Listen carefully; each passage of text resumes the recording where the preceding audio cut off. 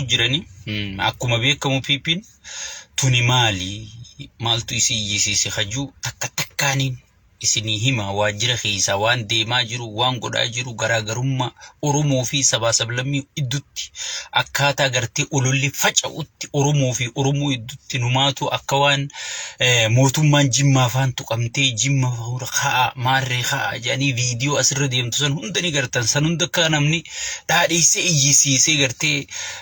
akka waan wali bu'insa maarree Jimma waan tahaa jirtu viidiyoo na jala gaseentanii gartan namni akka Jimmaa rakkachaa jiru namni akka Jimmaa manni irra diigamaa jiru namni akka Jimmaa buqqa'aa jiru namni akka Jimmaa cinqamaa jiru sirna kanaan rakkate takkalleen hin jiru jechuudha sigalee ummanni keenya asumaan ummata Jimmaa gartee sagalee ta'uuf qabna jechuudha an sirriitti waan hin beekuufin bakka sirna kun irratti xiyyeeffatu waan hin beekuufin isin waywaadha yeroo hundaa'u ummanni Jimmaa namni qixa isaanii rakkachuu jiru hin jiru jechuudha wallahi waan sirni kun Jimma godhu jiru shayxaanni ilma namaan goone sigale shayxaanni si jallisee azaaba si naqusun gartee waan Jimma gartee Jimma ta'u jiru shayxaanni ummatan addunyaa tanarraan goone jechuudha shayxaanni nama wal ajjeesisu saniifu waan asirra deddeemaa tana akka ajandaa godhannu barbaadanii tana bira kutaa tunujii isaaniiti bira kutaa akkuma beekamu jidduu kana qondaalli abbaan qeyroo abbaan mul'ataa leencii waan dalagu hujiidhaan garsiisu Jaawar Mahammad Gabbahuu ni yaadatama piippiin iyyaa jirti maaltu iyyisiise piippii maaltu iyyisiise olola ajaa'ibaa gadi dhuftee jechuudha Jaawar Mahammad birri tiriliyoon lakkaawamtu fannoon kafaltee fi bakka dubbiin tunuddirraa kaateen isinii himuu deemaa jechuudha dursa gaafa Dr. Angaasaa Ibrahim Gabbahee abbootii gadaatiif sagalee ta'u miliyoona 3 amaarri kafaleetiif Gabbahee sigale Gabbahee mootummaa Oromoo diiguu deemaa jedhanii haasawanii jechuudha itti aansuudhaan Jaaltaayyee Danda'a Gabbahee Jaaltaayyee Danda'a ugi Gabbahu miliyoona 18 kafalaniifi sigale miliyoona 18 amaarri kafalee fi Taayyee Gabbaasee hay yoo amaarri hangas kafalee abbaa gadaatii sagalee ta'e je yoo amaarri miliyoona 18 Taayyee kafalee sagalee ta'e je yoo amaarri miliyoona 3 kafalee Angaasaadhaan abbaa gadaatii sagalee ta'e je yoo amaarri tiriliyoona kafalee Jaawar Mahammadiin sigale Jaawar Mahammad tiriliyoona geessan ka Taayyee Danda'a miliyoona 18 Angaasaa miliyoona 3 Angaasaa kana akka duraatti geessitu Uwe mee miliyoonuma 8 faa godhaaf ka Angaasaafis miliyoona 8 kafalanii faa jaa xiqqoolii isaa Angaasaa kana Jaawar Mahammad ammoo tiriliyoona godhani tiriliyoonaan kafalanii kafalteetii fi fannoon mootummaa Oromoo lafaa hay yoo amaarri numaatu sadarkaa tanatti abbaa gadaatii dhimmame sigale abbaa gadaatii dhimmame kan maallaqa namaa kafalu taate kan kafalee fi abbaa gadaatii sagalee ta'e ijuu taate amaarri kanuma lafee barbaadanii uqa isin caala hay amaarri miskiinumaafuu dhaabbatee uqa akkana taanaan eega gartee Taayyee Danda'aatii miliyoona 18 kafalanii abbaa gadaatii ta'e sagalee ta'e Angaasaadhaa miliyoona 3 kennanii wallahi nama gartee isin ajaa'iba jettanii amma goota xiyya jettanii suuraa asirra ooftan afaan isaatiin namaan jee waan kana amaara kaa gabbaa saaxilaa miidiyaa rabbaa akkana jaajeen sigale akkuma duraan baratan san sigale akkuma duraan eegalan san arra gabbaanii Jaawar Mahammad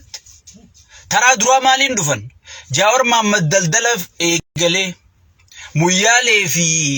Keeniyaa idduu sigale muyyaalee fi Keeniyaa idduu daldala deddeebisaa jira kana duraa qabne ganaa daldallin jiru jaawartanaaf iyyaa jan san Oromoon irraa fudhachuu diddee jechu amma garagalchaniiti Jaawar Mohammad maallaqa guddaa akkaawuntii keessaa qabu mootummaan baafachuu dhorkitee mana gurgurate hunda mootummaan gartee dura dhaabbattee dhorkitee tanaaf iyyaa jan tanaas irraa fudhachuu didan amma tirleena fannoon kafaltee mootummaa Oromooti gurgurachuu deema jechuun gabbaan yaa obboleeyyan yaa kazzaba Opidio jechuun kazzaba please Opidio wajjinaan hin beektu Opidio namni kun na gargaar hin beektu lal namni wahuma ifiitaaniin ummata qabsaa'ota madaalan jechu Opidio jechuun maali wanni mee Opidio komantuma Opidio laalame maal si dhorkatan dachi si dhorkatanii kondomineemi dhabde komantiin isaanii tana Gaafi Oromoo jallate maal gaafattee dhabde maaltu bade maaltu sirraa'u qaba hinjiru isaan bira mee komantuma isaanii nama hunda nama Oromoo sagalee ta'u hunda jala deema anarraa eegali maal dhabde dachi Finfinnee dhabde maallaqa si dhorkatanii maaliif kana ja'an yaa obboleeyyan kiyya sirna kana wajji hojjennee garree meena dhageeffadha guurii gurraa fudhadhaan dhageeffadha sirritti Opidio na caala rabbiin isii uumee beeku sigale waan isiin taate bakka isiin irraa uumamte an sirrittiin beekana dhageeffadha sirrittiin si himaa dhageeffadha wanni isiin akkana jettuuf Opidioon guruupii saamichaa wal jaartee jechuudha kaayyoo takkalleen qabdu namni wanni Opidio jooyin ta'uuf wanni Opidiotti ida'amuuf jireenya jijjiirrachuu mana yoon qabaanne mana jaarrachuu birrii yoon qabaanne qaadhima gaariin fuudhu sigale kanaafi malee sabaan milkeeysa hiishni kiyya akkam ta'ee isa yaachisa baankii kiyya keessa meeqaa jiraa isa yaachisa abbaan fedhe du'e abbaan fedhe jiraate abbaan fedhe buqqee abbaan fedhe gudeedame sigale kun isa yaachisu jechu uumamni Opidio maali uumamni isii maali wanni isiin irra jaaramte maali gararra jaaramte jechu mee amata 36 hangam namicha aangorra jiru kana abiyyiin baatutti Opidioon aangorra jirti mee goota tokko kan Opidioon himattu lammaa magarsarraa kaafe mee gootuma tokko kan Opidioon himattu naayime Opidioon shawaatis gartee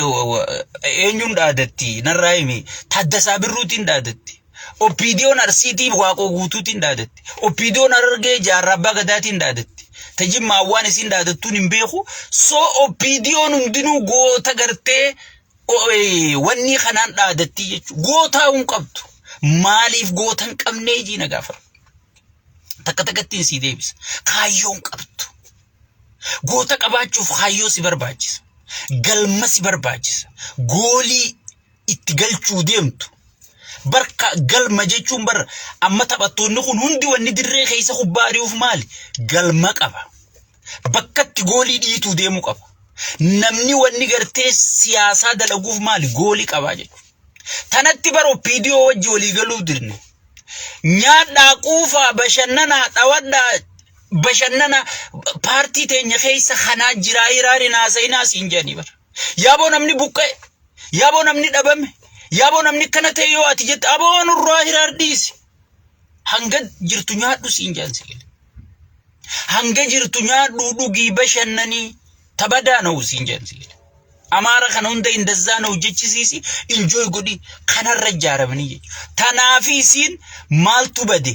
maal jallifne maal deebisu gaafiitam deebisuu dadhabne ummata kam dhageeffachuu dadhabne siin hin jettu yeroo hunda meelaale komantuma Opidio maal si dhorkatan maal dhabde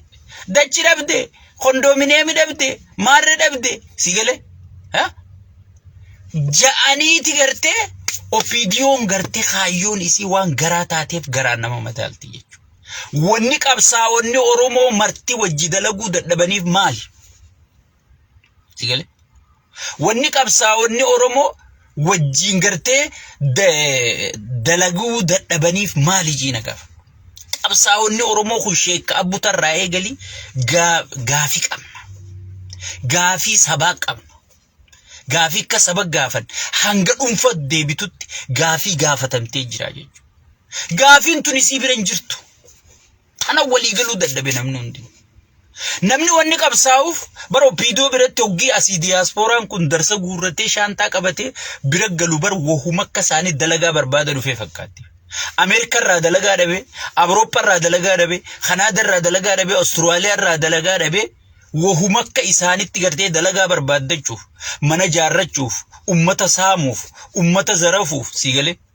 Ummata zarafuuf waahuma gartee dhufeetti fakkaatti bara Opiidiyoon siigalee. Akkuma isaanis si madaalan. Maaliif sammuma isaaniitiin si madaalanii jechuudha. Hoggii ati gartee mee jara kanaa hojii dalee.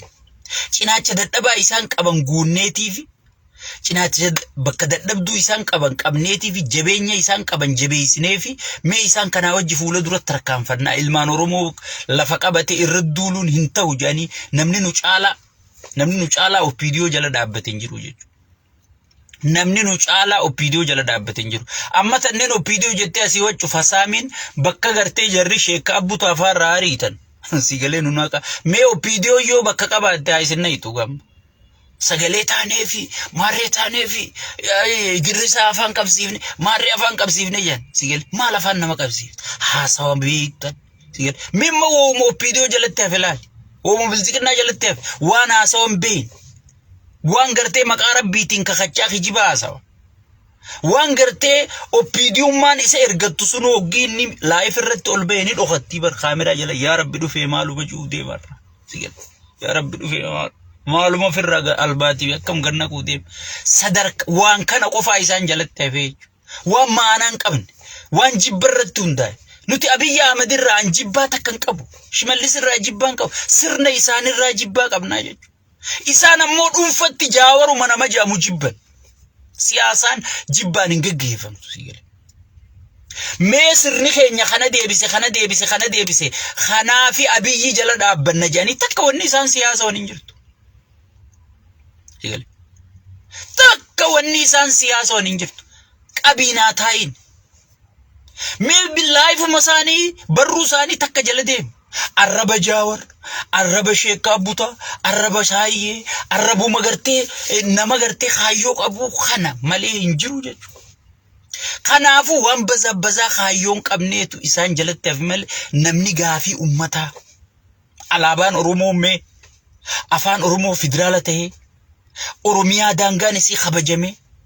Oromoo irraa duuti dhaabbattee nageenyi Oromiyaa keessa bu'ee sigalee. Amma haareetti Wallagga keessatti Amaara jaaru jiranii. Tanaas ittiin sii dhufa sigalee. Ittiin sii dhufa. Saniifuu waan garaan nama madaaltuuf maallaqa Jaawar Maamma fudhateeti. Yaa Rabbii. Bar Jaawar Maamma kun yaa Opiidiyooti. Yoo akkana gabbee walgayii Oromoo tana miidiyaa bahu walgayii baasuun barbaachisu. Facebook isaatiin gabbee Oromoo doolaara miliyoona 10 barbaadaa dafaa lafa kaaje anarraa eegali bakka seenne lafa keenyaaf. Nama maallaqaa cinqii takka qabu mi bar namnu. Nama bar miidiyaa guddaa kana jaarreetti kenne miidiyaa saniin manatti binne sigale taa'ii nyaadhu jennee waata kanuma geggeessi jettee Oromoon osoon guyya tokko kana dalagaa harkaan hin tuqin miliyoonara gootee akkasi keessa bar. Jaawar Maamma jechuudha. Kana hunda wali qabatee biyya gale eessa keessa jee Oromoon ni gaafate baga nyaattee yani. Hurkaa keenya nyaattee ilma keenya baga nyaatte as deebinaan dheengadda maal jechuu turan diyaaspooraan jalaa galeera. Namni tokko harka dha'uuf hin jiru. Maarree ta'uu hin jiru. Mitirqishoo ta'uu hin jiru jechuu turanii. Haya amma garteere galmi sossoohee dachii rabbitu hoggee gubbaa rabbi xiiba sibitti be. Shokukkul nama nurge bar qaallicha Abiyyi jedhaniin kana bar obboleessoo qiyaamaan nu baateeti. marmeela udaanii kana keessa fuune yaaboo tana tanaaf je yaa oromooti yarran laalina yaa oromooti yakkana wallahi dhalaa ciniinfattu caalaa namicha kanaan nu rakkise dhalaan ciniinfattu hanga isiin rakkattu ni beeytin duruu ol bahee marmeela udaanii keessa dhub oggiinuti arra tanaaf je jennee gartee xiqqoo marmeela ajaa tanarraa soyinee amma gaa xiqqoo oromoon tuni safuura fudhatti duru marmeela udaanii keessa bu hunolaal khalesiimnee miyaa sheekkaa buta ijoolleen rabbiin gadhiise tun duru keessaan natti ergiti waan inni laaqatu qiyaamumaan nu beeyo ani fooyyettiin waan kana irraa garaa muranne si fakkaatti hayyoonni oromoo guutuun waan kana fooyye garaarraa si murate si fakkaatti yaa obboleeyyan kiyyarra laalina bartana tanaaf je mee viidiyoo mati jedha dabartila bar abiyyi wanni tana jee amaara nu shawwaduuf maarree jijjiirama kana nu milkeessuuf maarree godhuuf yooni afaan amaaraa dubbanne jijjiirama kana bada oromoota durummaas torbaan itti aanu inni marmeela udaanii san keessa jira amma kana dhiquuf saabuna biroon nu barbaachisa bar obboleessu mataa shirnu jee sigale wallahi namichuma kana ittisu takkaan jireenya kiyya hangum akkamittiin deebisaa kennumaa yaada malee takkaa hangaan waan namicha kanaa yaade jireenya kiyya yaadeen beeku dhugaan siima wallahi amma rabbiin wobbar ba'umaan nurraa bu'ee bar ba'uma guddoon nurraa bu'ee bar annamicha kana jalaa ba'u wallahi alhamdulillah hafuuraan baafa wallahi hafura afaan oromoon beeku bara afaan oromoon tun afaan mataa isii qabdi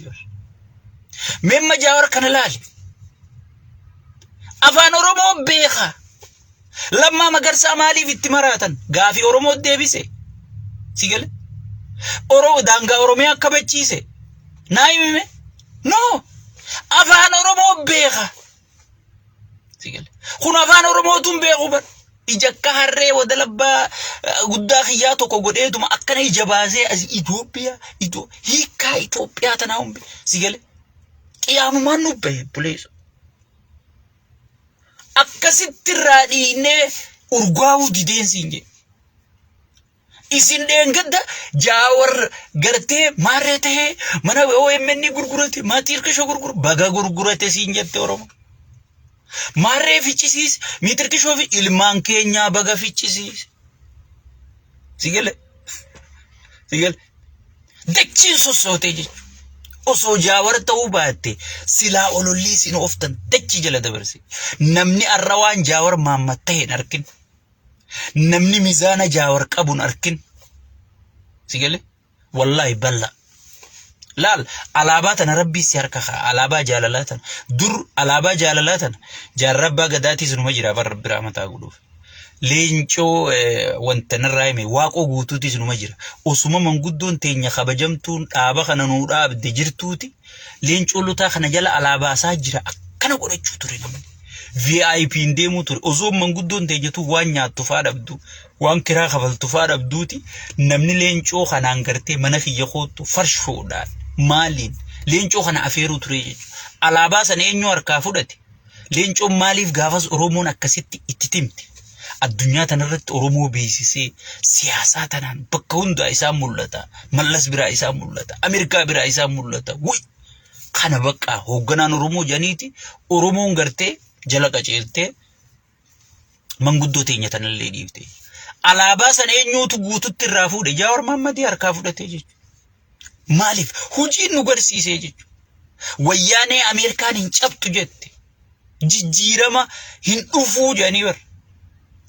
asibar diasporaan hundinuu waan goonu wallaalle yaa rabbii tokkicha ni dandeessa opidiyoo nu godhi jenne nu barandaa Ameerikaa jala dadhaabatu rabbiin Jawaar kana oromoo farasti jechaa isaa ceewu nu dhufe eega gaafa sarkatti marate namni hundi hojiidhaan nu garsiisee jechuudha dhugaa dubbachuuf hojiin nu garsiisee jechuudha oromoon oggii tara takka hojiin garsiifte ganaa sirraa garangaltu alaabaa san namni harkaa qabu Jawaar وهما فيت أولولا فيت أوفي لال بربي انتم مسكينة قويا قافنا مرك memma abiyyi maal jetteeti jaawar arrabsitee abiyyi faarsita abiyyi hajjeesu jettee faarsita haa buqqisu jettee faarsita gibiraan haa ummata gidirsuu jettee faarsita sigale gaafii oromoon deebisin oromiyaa kilaasteraan haa diigu jettee faarsita bar gaafa nuti deeggarru abiyyi waan inni ta'e namni beekun jiru bar namichuma maramee harka qofa keessa kaa'ee akka dhalattaa'u kana harkina malee miidiyaa irratti sirna isaan beeyin kaayyoo isaan beeyin jaawaruma kanarra gaarabbi beeksisee aboo namichi kun akkana dimokiraasiin beeku dimokiraasiin dhiiga isaa keessa jirtu waa takka sigale dimokiraasiin dhiiga isaa keessa jirtu namicha kana jalan deemina namicha kana firraa dhaqqaba jee jaawaru heemuu ture malee nuti bar irraa hun beenu bar hoki kataya azau miskina way rabbi ya jawar matro rifta rabbil yangu ya malka ma sindi su ya chutur sigal ya mangara vino ko betti eda wayinta abiy manamni undini be khajech malakate abba irre kha akamakate sanu abba irre bar dadaba ana madro malin sininje inni wal shakkisiisa anjirata even party bilzikina tan khaysa yaada to ko qaban sifakate yaada tokkon qaban sigale yaada tokkon qabani jechu nama party isa khayse yaada tokko kanamni qaban namni hundi kuma isa faarsee jiraatu sigale sangode jechu sanifu obboleeyyan ki memma akkam jetteeti abiyyi farda naayim jolle oromoo ta'an gorra jira jolleen biyya bulchitu teenya haya ilma keemaan taane kanati in jettee dalte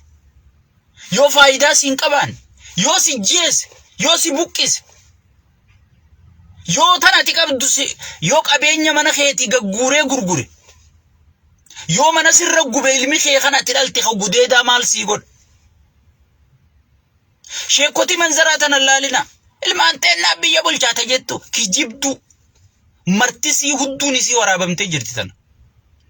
martisi maallaqa oggiitti kennan oggii dachii gurgurottu anta katakattiin beeka mee takka sheekotiin amma asirraa ilmooteenya biyya bulchee jettu tun takka ol baatee abiyyi arrabsitu wallahi kijibaan anji viidiyoo isaanii takka hoggii maallaqatti kennan hunda waraabanii riko gantuun akka isaaniin jirtu sigale gantuun akka isaaniin jirtu an sirrittiin beeka maarreteen biyya bulchaa midirgiisa biyya bulchaa siin jetti kijibduudha ifiifuu rakkatella asikke isaadha yaa rabbi yoom gannu baasuuta yoom nu salphisuuta yoom oromoon nu himuuta waan nuti goon sigale ja'anii ifiifuu asikke isaadha jirti kijibduu sheekotii manzaraataniin anjuuntan namatti illee lakkaa'ina nullee deeggarin jinaan dhugaan isin hima tun nama bitamtuudha nama si deeggaru tullee faayidaa takka hin qabdu sheekotiin amma biyyi jala horiitu tun bitamtoota naasii